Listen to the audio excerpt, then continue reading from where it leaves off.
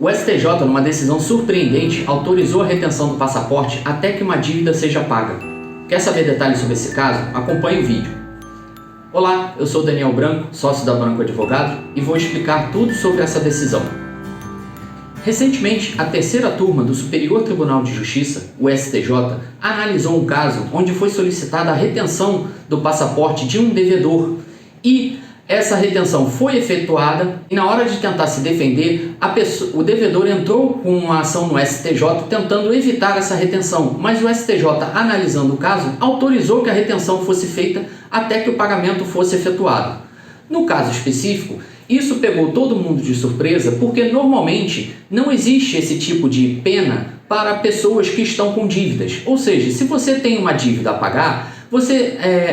da regra processual, você sempre buscar o meio menos oneroso para o devedor, de forma que ele ainda consiga tocar a sua vida para amealhar os recursos necessários para poder pagar a dívida que ele tem. E nesse caso, surpreendeu todo mundo o fato de ser autorizada a retenção do passaporte, ou seja, a pessoa estaria proibida de sair do país. Embora surpreendente, essa decisão não é tão séria quanto aparenta. Na verdade, analisando a decisão e o processo todo, a gente pode analisar que, na verdade, o que está acontecendo há mais de 16 anos existe uma cobrança contra uma pessoa e, na verdade, acho que é mais de uma, são as 3 ou 4 pessoas num processo. E durante 16 anos, o credor não consegue fazer com que o devedor pague a dívida que tem. Só que junto disso, não é porque o devedor não tem recurso ou os devedores não têm recursos. É porque também dentro do processo há indicação de que todos os devedores têm patrimônio, têm capacidade para pagar a dívida, mas estão escondendo esse patrimônio e tentam fugir a todo custo da obrigação de pagar essa dívida. Então, analisando esse caso, a ministra Nancy Andrighi, da terceira turma do STJ, viu que nesse caso específico, como existiam muitos elementos para demonstrar que, na verdade, o devedor não estava numa situação de penúria ou numa situação de dificuldade que impedia ele de pagar a dívida, mas que, na verdade, estava apenas fugindo do pagamento, da obrigação de pagar a dívida que contraiu com uma pessoa, ela achou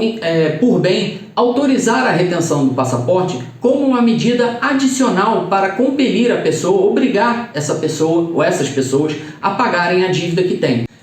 Mas a própria ministra alega no seu voto que essa medida deve ser tomada somente em último caso, ou seja, a retenção do passaporte não vai ser a primeira medida a ser tomada caso alguém esteja com uma dívida. Foi provavelmente por causa desse caso específico, onde todas as tentativas de cobrança foram infrutíferas, os devedores não se manifestam no processo tentando oferecer alguma coisa para garantir ou aliviar a dívida, e foi identificado que, na verdade, os devedores têm patrimônio, ou seja, não estão numa situação de dificuldade, mas estão apenas ocultando esse patrimônio para não pagar a dívida que têm.